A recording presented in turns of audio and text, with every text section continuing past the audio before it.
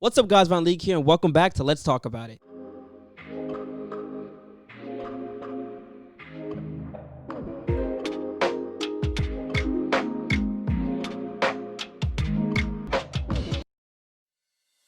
In part one of this dope interview, we were talking to actor, singer, songwriter Mark J.P. Hood about how his upbringing in Chicago impacted his career, the future of the entertainment industry, and how joining Team Pharrell on The Voice caused Mark to reevaluate himself completely. If you have not tuned in to part one, make sure you click the first link in the description to do so right now. And without further ado, let's get into part two of Let's Talk About It with Mark J.P. Hood. Do you feel responsible to change the narrative of black actors in the roles they play today, or is that something that you you take pride in being able to tell these stories?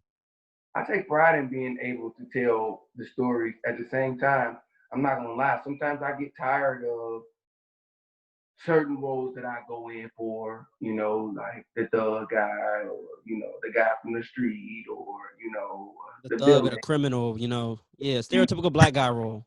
Yeah, I go in for those a lot, and I'm an actor, so I can and I will deliver. But sometimes it's like, yo, what about the black man who looks like me? Meaning not ethnically ambiguous black man. I'm a black man and I look black. I got black hair. I got braids in my hair. Like, what about this guy being the professional? What about this guy being a law student? I can't be a law student because I got two braids in my hair. I can't be working somewhere because just because I got 2020. So I do feel connected and glad to be telling the stories, but I do hope that we can tell more stories out of the norm. Think about how many people have you seen on TV with two braids in their hair or with braids in general? I can name Coop off All American. That's about it.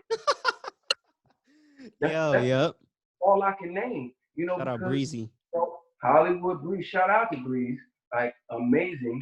But Hollywood don't see it, and it ain't about conforming and changing who you are. It's just about adapting. And so I've been rocking the braids for a while. I'm black AF. I'm gonna cut them sooner than later. Who knows? Maybe this year, maybe I'm gonna cut them and kind of see. It's time to grow up. See what happens. But I'm unapologetically black, and that's just that. And if people think that that's anti-white, then that's sad on them. Mhm. That speaks volumes on them. What's funny is I used not even a couple years ago, like last 2018 and a little bit of 2019.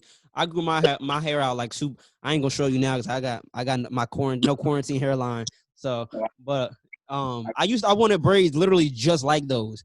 But like my dad wasn't with it, and I still was living with my pop, so he was just like, nah. So I cut it, and I went back to. I'm half Puerto Rican. I'm black and Puerto Rican, so I just went down to the poppy curls. Okay. Who's Puerto Rican? Your Yeah. mom or Say it again. who's Puerto Rican? Your mom or your dad? My mom and my dad's black. Yeah, Nice. Okay. yeah. But no, and then I grew my hair out. I cut it, and then I grew it out again. And you know what made me cut it? I Tyler Perry's "A Fall from Grace" came out on a Friday, and I saw that wig that man was wearing. I went and cut it on that Monday. I was just like, I can't be a professional in the industry with this hair. I can't. Oh man, Mhm. shout out to Tyler, man. Yeah, your creative decisions, man. Opportunities for black actors, man. Thank you, Tyler Yes. Perry. Shout out to What's him. Keep opening them doors, man. Would you work with Tyler Perry? Like, what's your dream role? Absolutely would work with Tyler Perry, and I'm sure we will at some point. A dream role for me, I got a few different dream roles. Like, and some are out of the box. Like, I really want to be on a political drama, like a advisor to the president or something like that. I don't necessarily have to want to play the president of the United States, but maybe like the chief of staff of the president of some administration. I really want to do an action movie, like or series like Marvel or something, even like Black Light, like something like that. Or the And above, Flash? Yeah. yeah, and above all, like I'm gonna be aging out of it pretty soon, but I would love to play like a prince, like a Disney prince, or like a prince set in some uh some village somewhere, and maybe the prince actually sings, just like how Brandy named Cinderella, and like Mhm. how Brandy Yeah. Prince of Chinese and this that. I would love to do something like that. Play like that Prince, that role, that Prince, that was a dream role. Like, I was like 6 or 5 when that came out, but still like that those are like three things. Say it Like again. a show, Fresh Prince, Jamie Foxx has always been a like I talked about him already. But if I can like mesh those two shows together and come out with the Mark Hood show, man, Speak it into existence, man. Manifest that. amen. Yeah. I know you've done TV, movies, commercial, theater. You've done it all pretty much. What is your favorite? Man, it's nothing like live theater, man. It's nothing like it, man. I love theater so much. Like I said, it combines both of the things that I love, but it's an energy. Like it's nothing like being on stage at this, big theater. Your conductor's down there in the floor conducting you. You on top of the set. It's just thousands, 1,500 people out there to like on you.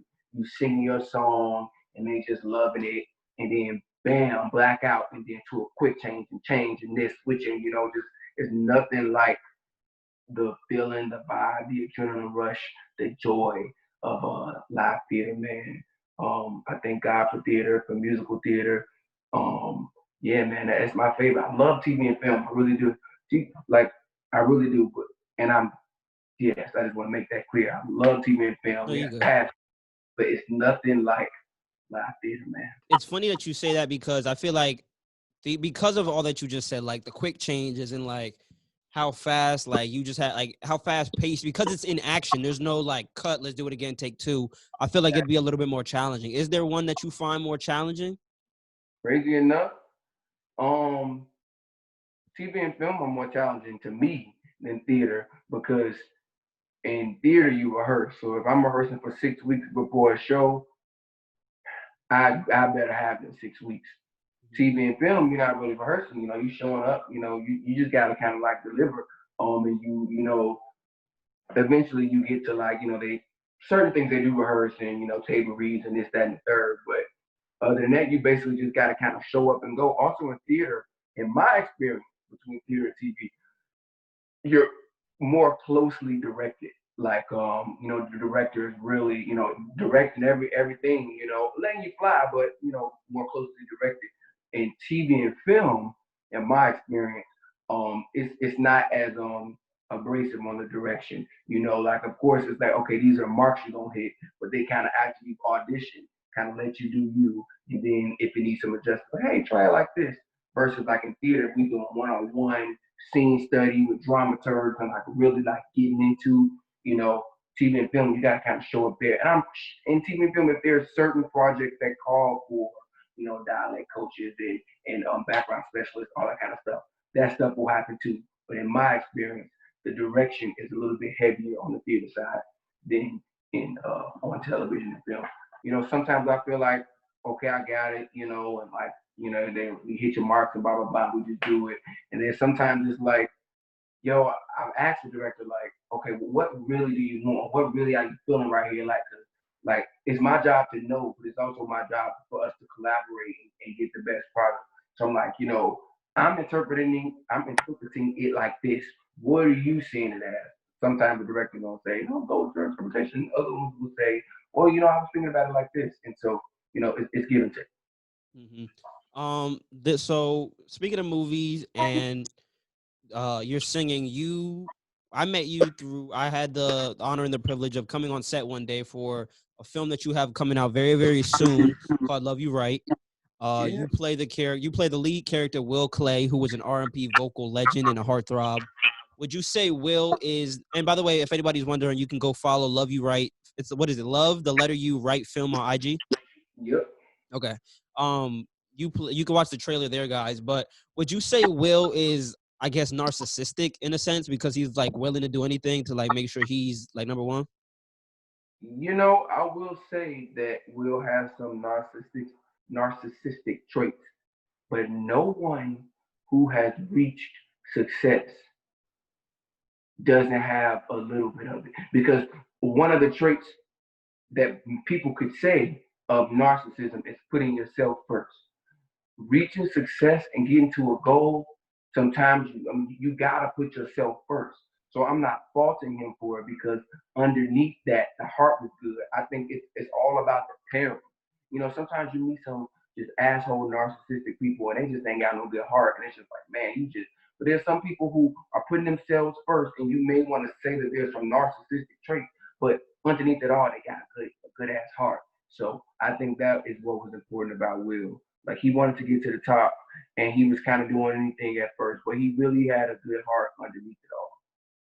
It's crazy. It's crazy that you say like anybody like in the industry is like some type of narcissist, because I feel like growing up into the entertainment industry, you kind of grow the sense of narcissism because you have to learn how to adapt to making sure you're private, and you kind of, I guess maybe some people start getting too big of a head, so I thought narcissism was something more so that is grown through actors or whatever, like I mean, well, Will is a character, but like Will plays like a heartthrob, so I thought like for characters like that, something that was just already that's something that Yeah, was established. and it's interesting because you know I hate to even use the word narcissist because it's so, it's a negative word, and I don't consider myself a narcissist or whatever. But you really have to, in this industry, you got to fall in love with yourself because there's going to be so many people like opposing and so many opinions about what you do. So if you're not completely solid and in love with yourself and what you do, which is hard to be, then you'll get eaten up. But at the same time, if you're too in love with yourself, now you're a narcissist. So, finding that happy place. But the self love got to start first. You got to be first, or else they'll chew you up and spit you out. Because it's gonna be so many opinions, man. So many. Oh, he look like that. Oh, he didn't like that. Oh, he can't act. Oh, he can't blah blah blah. And if you listen to that stuff, it will effing kill you. Is there any time that you had to take a role that forced you to tap into a deep place spiritually? Because I know definitely with singing, I feel like that is a different level of like, all right, yo, let me focus. But do you get that with acting? Oh, absolutely. It's actually much more focused with acting and singing. Like I'm just gonna tell you, not like that, but if I just had to sing, I'm just gonna sing. Of course, I'm gonna tap in and make sure I'm hitting the emotions or whatever. But 9 times out of 10, if you It's just light say work. sing the song, it's like just sing the song. Okay. But acting is always, so for me it's imagine the circumstances and then live. That is the way I kind of like. That's like my baseline of what I'm gonna do when I read a script. I'm read, imagine the circumstances, and boom, live into that and see what comes out. So there have been times where it's like I've had to hunker down. Like I was doing a musical called The Scottsboro Boys, and it's about these boys who were unjustly um, detained and charged for raping these two white women, a crime they didn't commit. And I was playing one of the leads in the show, and it was set up as a minstrel show, and so it was really deep. And every night after the show, like I had to like just sit in the dressing room and like just like kind of come down from what we just did and the story we just told, because it hurt to tell that story every night. And that play was written and held by white people. White people were telling our story, our mouth, but really their mouth because they wrote it. So that was a hard time before I would have to really like focus on before like to really kind of get there. And then after, like sometimes I would drive home now listening to music, just thinking about the boys and what they went through and what story I just told on stage and how many of them died in jail, were raped, were all the stuff because they didn't do it, and it could have been me. So that was a tough one for me, the Gospel Boys. Jarrell Jerome in When They See Us, that I feel like is like a different level of Yeah, well, on that same mindset, like just a different level of like something you have to tap into to be able to personally relate to the unfortunate lives of the exonerated five. yes, and he was incredible, Yes. incredible. You seem pretty well versed when it comes to bouncing back and forth in different realms of acting. How do you balance it? Because I know TV acting and film acting isn't the same, but how do you balance bouncing back and forth between TV acting and film acting? And I For guess me, theater too, because you do theater much too. theater is the biggest switch. Like if I could separate it into two categories, I would say theater acting versus TV film acting, and that's the biggest like change. Like theater acting is big. It's it's pronounced. It's showman in musical theater, if I can be very specific. Whereas in television, it's super simple, it's super conversational, it's super natural. Whereas things have to be more pronounced on the stage. It has to be big. We're taught to project. We're taught to make our movements big. Whereas on TV, it's the exact opposite. Like, why are you yelling? I've been told by a director a long time ago, like, why are you yelling? Or even down to facial expression. Like that's important on stage and stuff as well, but it's much more important when we on you TV like that, when we on your close-up, all your coverage. For example, if they shooting, we shooting from different angles. They shoot wide first, then they get the side. Then it's like when they say, Mark, we're coming in for your coverage, that means we're coming in close. That means they're getting all my facial expressions. That means I gotta be telling that story with my eyes, my face, my eyebrows, and my words. Whereas it ain't that close in theater. I still gotta tell a story, but it's a little bit different. So yeah, that's the biggest, Yeah. What was your most memorable experience doing Love You Right? Oh, my most memorable experience doing Love You Right. Man, there's so many memorable experiences doing that movie. I think I would say the party scene. It was a lot of fun. We had a lot of extras that day. I love extras because I years ago was an extra as well, wanting to uh break out and want just that was just my way of trying to get there. And so whenever I'm on the set with extras, I like to be around them because it's like, yo, I was here and now you can be here. So that was a fun day. We shot a lot of scenes in that day. The whole experience was memorable, bro. Just memorable, bro. Just because we did it so fast, bro. We did it like lightning. Like it's like nothing I've ever done in my life before. When they How long actually did it take to shoot? but we shot that movie in 2 weeks. So, and put that in perspective for people that don't really know how to film, film verse works. It can take months. Years. Really, an episode of a TV show, 2 weeks, give or take some extra. Usually that's an episode of a TV show, maybe like a 30 minutes, which is much different from a film that is, you know, over 90 minutes. And so we shot it in 2 weeks because that's all I had available when they hit me to do the movie. I was like, yeah, I don't know. Then I talked to her and I was like, maybe we'll do this. I was like, well, if we do it, I got the first 2 weeks of June available. The rest of the summer is sold up. I can't do nothing else. I gotta be back in LA or wherever I was going after Philly. But I gotta be back about 2 weeks from the day I get there. And that's it. And she was like, give me a week to see if we can make this work. I'm gonna talk to production, blah, blah, blah. She called back like, yo, we can do it. Let's go. And I was like, let's do it. We worked straight, no days off, no nothing. Shooting so many scenes in a day, like it was the craziest thing I ever did. Yeah. I was a Looney Tune by the end of that.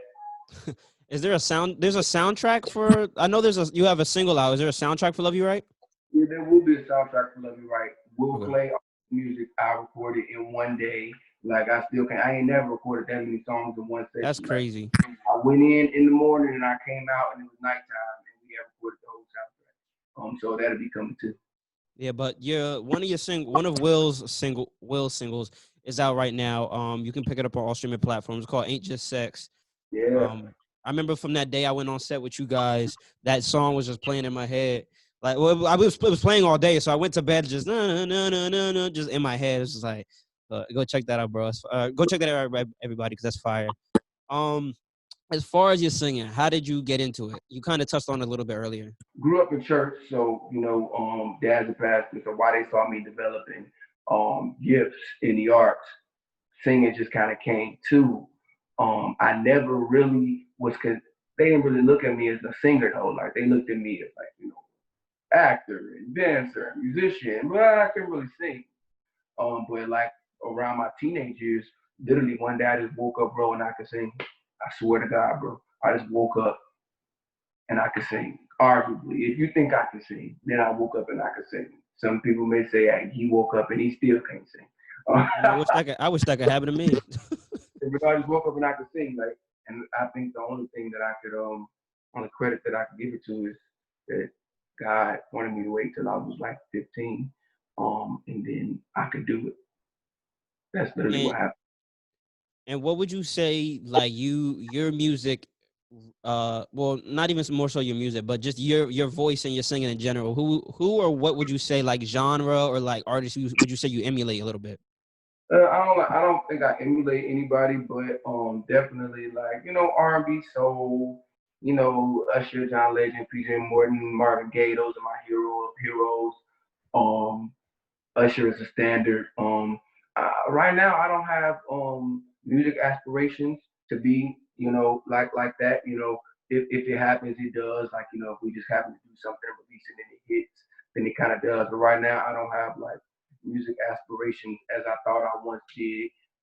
To like drop albums and tour and become Usher, and yeah, I'm kind of not there anymore. It's if it comes, it comes, but I'm just kind of focused on acting. And if I could get the right, which I'm writing the show, like for the right role that involves singing, then here we are again. I get an opportunity to flex both muscles, do both things that I love, and I'll be a happy man.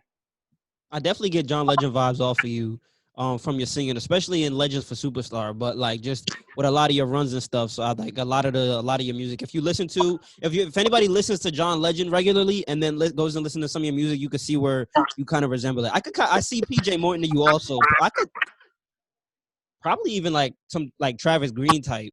I kind of feel like, Okay, okay. Well, yeah, all things are working for my good. because he's intentional.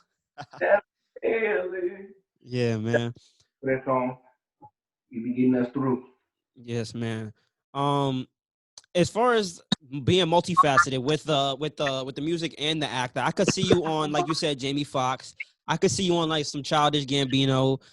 I could see you on in Lin Manuel Miranda even. I absolutely love Lin Manuel, love Childish. Um, like I said, I'm creating the show and I won't talk about it because the next thing Yeah, everybody will have it. But I'm creating that opportunity that I've been looking for just because ain't nobody gonna give it to me. They're giving me many other opportunities, but this one opportunity that I'm looking for, sometimes you gotta create it yourself. So that's yeah, why I'm like a meshing of the two. So, yeah, and that's why another reason I was connected to Love You Right because I said, okay, something that I can sing in, great. Like of course, if it was any film, I would have been attached to it, just like depending on what the character was, like on the acting side. But once I saw that he was an artist and stuff too, I was like, okay, great, I got some more stuff I can bring to that table. mhm. What was the conversation like telling your parents that you were going to pursue R&B instead of gospel?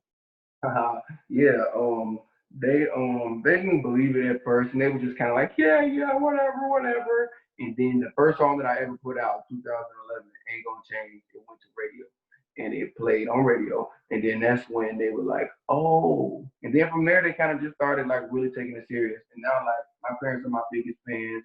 My dad, like, they're really a great yin yang because my dad, like, he thinks that I can do no wrong. Like, he thinks that I'm the most talented kid in the world. Nobody can sing better than me. Nobody can act better than me. Let my dad tell it. And my mom is like, yeah, it could be better. A So tough love, he keep me up, which is a nice medium. right? Before you went on to The Voice in 2015, you were reluctant. I know you were reluctant at first. Why? Well, yeah. Why were you reluctant? Well, because I didn't know how it was gonna go. When you get selected to go on, you don't know if you're gonna get chairs to turn. I'm like, yo, if I go on there and don't know chairs turn and they play that, but it's gonna be so embarrassing, or like you just kind of don't know what the outcome of this lottery is. So that's why I was just kind of like, I was excited. Don't get me wrong, I was very excited, but I was nervous and reluctant as well because I just didn't know. Let alone that four chairs was gonna turn. Like, excuse me, I had no clue like that would go down. I thought I would get maybe one or two chairs at the most. Yeah, and singing is one thing, but because you were, like you said, you did shows before that, like you were acting before that, and you still are jumping onto a nationally syndicated I don't know if they're syndicated, but nationally, like national singing competition show is a big jump. What was it that finally solidified like that decision? Like, hey, well, to hell with it. You know, you only live once. Well, it just kind of all happened so fast. Once they said I was going, in like 2 weeks I was going, and then it was there. It was like a fast moving train, and I was wrapping up a show that I was doing at the time called Sound So Sweet. And like as soon as I closed, it was like 2 days later, I was back on a flight to LA. So it just kind of all happened so fast, and I was excited too because I wanted to be on TV, and I knew that it could help me with my acting career and whatever music career I was thinking of at the time. I'm like, this could be, but then there's always that. I'm like, yo, but if don't nobody turn their chair on, I swear I'm gonna send it up. The voice ain't never gonna be the same. If don't nobody turn the chair on, I was gonna embarrass Chicago on that TV because I was gonna tear that set up. Didn't nobody turn around, and so I'm glad they did. Yeah, you had Adam and Pharrell turn around at the same time within like 20 seconds. If y'all go watch the video, y'all could see they was like, and then they like at the same time. That was crazy. Yeah, it was just real crazy. I still crazy enough. I'll never be able to get the memory out of my head. Like I can see them, like where everybody Too was surreal. it was truly surreal. Like, and I literally vividly remember on TV it looks like their chairs turn so fast, but in person it's like they turn slow. So like as they're slowly turning around and you still trying to sing and you try not to react. When he was the fourth chair, when he turned around, if you see like I literally like damn Like near hit the lost ground. the feeling. Yeah, I like lost the feeling in my knees. Like I just went down like, oh God. It was just like, yeah. And then, my mom and them was over there screaming. Sometimes when I watch that, I get a little emotional just because it was a powerful time, and to see my parents happy and to see me living out this dream and these people liking it. It was beautiful, bro. It was beautiful. Yeah, watching the moment was beautiful. So I can't imagine living it. Other than your parents, how important is support for you when pursuing these ventures? Oh man, it's so important to me. I think that if I didn't have a supportive family in general, my brother, my sister, my aunts, my uncles, my cousins, I have a really strong support system. So they support me to no end. Like sometimes not sometimes, but whenever I go home for like family holidays and stuff, like my uncle always got whatever the last show or whatever last movie, whatever the last thing I just did, he always got it on TV. He's playing it, and my parents like they're so supportive. And honestly, I don't know if I could do it without them, just because that that saves some of that stress. Just to know that I got a supportive family and they rocking with me, and I'm trying to make them happy and to buy them. Then I wanna, I said this the last Mother's Day. I'm not gonna show up home without a new car for my mom, like a Bentley or $100,000. Like I'm not gonna keep doing playing with her like that. Like I'm gonna show up with $100,000 for her on Mother's Day at some point. So you can bet that never sweat that. I like those goals. I always say like I want to take my mom, my dad, my stepmom, and my grandma on vacation because I owe it to them. And even though I'm still a youngin' and I got a long way to go before I get into Mark JP Hood level or even both of us going above and beyond, I definitely want to make sure that happens. It will, bro. It's gonna happen for both of us. Yes, And sir.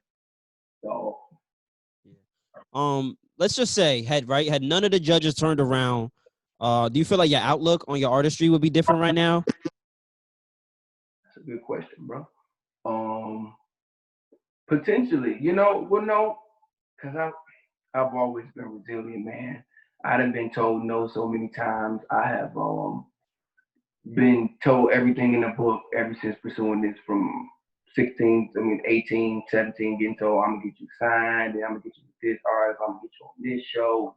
I've been told everything that there is to be told, and Mhm. somehow I'm still kicking. So it would have hurt for a second, like when I got eliminated, I was trash. Like I was in a bad place. Yeah. So I know it would have hurt for a while, but I pick up the pieces, build, and move on. I think I do that pretty well. Mhm. It's interesting because like when I was younger, and even still to this day, I wanted to make it in the entertainment industry. And when I was younger, I even went on a few auditions that I didn't make. But I know when I got denied, and as soon as I know a lot of people, you get denied, there's this instant sense of like damn, like that was it. You know, and it kind of leaves you with this like negative connotation about yourself, which tends to be like a hard pill to swallow. So Yeah. like having that resiliency, I feel like is definitely important. It's rare. It's definitely something I feel like you have to acquire, something that I'm trying to acquire every day. Yeah, and building that tough skin, bro. Like, we get hurt and we get knocked down about stuff, but and we're told to build tough skin, which is important, but we're human beings. I used to tell my manager that all the time, like, I'm not a robot. Like, we sit and talk about decisions, and I'm like, he's like, well, you got to do this. And I'm like, oh, well, I want to do that. I'm like, I'm not a robot. I have real feelings. Like, everything is not A, B, C, D, E, F, G. It's not black and white on paper and business. Yes, I'm a businessman at the end of the day, but I'm not a robot. We got real feelings. Our skin is as tough as it can get, but it ain't glass. It ain't metal. So we feel these things. So we got to lean into them in this industry, because if you do not lean into your feelings and move past them, they'll haunt you forever. So yeah. I'm gonna get ready to let you go, but I do want to ask you, for people like me and other people that are aspiring to do, I guess, have this thought process of overnight success, or even like instant, not gratification, but I guess like reward. What would you say to them, whether it's acting or music, whatever you could personally relate to? What would you say to them to not about like not giving up or anything? Yeah, I would say that I have been at this for a long time, and I have not scratched the surface of what God has prepared for me. So do not be discouraged by the time, by our time, because we ain't on our time. Number one, we living on borrowed time, and we getting blessings off God's time. So I think that it's important to realize that we got faith up, man. Like, faith up, and it's hard because it's easy to have faith when things are great. But like, when we believe and manifest that stuff will happen, it truly will. So like, giving up, you literally close the door on it. If you continue, at least it's like one day it might open. Like, you still got the possibility. When we give up, we close off the possibility to all blessings.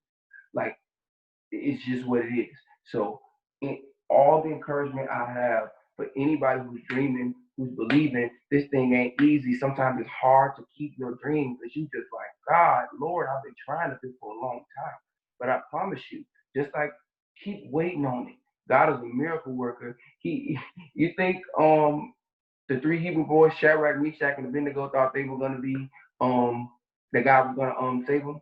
Do you think that David and Goliath, that he thought that God was gonna help him defeat Goliath? I mean, it's so many. I mean, come on, Jesus been raised the dead. I mean, Lazarus walked. I mean, come on. So if he can do all of that, you think he can't come and see about you and what you got going on? Come on, man. Yeah, I respect that. I respect that moral. Lastly, what's your 30-second, I guess, elevator pitch to get people to tune into all things Mark JP Hood, and tell people what else you have, like if there's anything specifically that you have going on right now that you want people to check out also. Yeah. So man, I got a new episode of Black Monday coming on Showtime soon. COVID stopped everything, but it'll be coming on soon. But most importantly, Love You Right is coming. Love You Right is so important because it's an indie film. Christina Faith is a visionary who created this film, and I think that it's important to tell our stories through our lenses when we don't have the big budget, we don't have the big machines behind us. So I'm hoping that everybody will check out Love You Right and everything else I got going. But right now, we're gonna talk about Love You Right because I think that that's important. You So gonna put a graphic up? let me see if I can do that. And the links to everything Marcus talk about, y'all, will be in the down bar below. Y'all make sure I go check Mark out. They go to film right there. If you right, make sure y'all Yeah. check it out. It's a cool movie. Um, watch Black Monday. Watch The Resident in the fall. We didn't even talk about that, but that's another show that I've gone. Or Um, like, we can't give y'all all the sauce, so y'all go do y'all research and make sure y'all tune in to all things Mark J. Hood. I promise y'all won't be disappointed. yeah, Bro, I want to thank you for the opportunity, man. You are humble, you are talented, and I am with you every step of the way.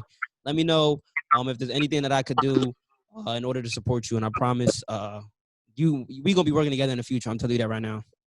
it's happening, bro, man. Thank you for this platform, man. Keep pushing, keep dreaming, bro. And we're gonna do something again together real soon, man. I'm very proud of you. That's right, man. I appreciate that for real.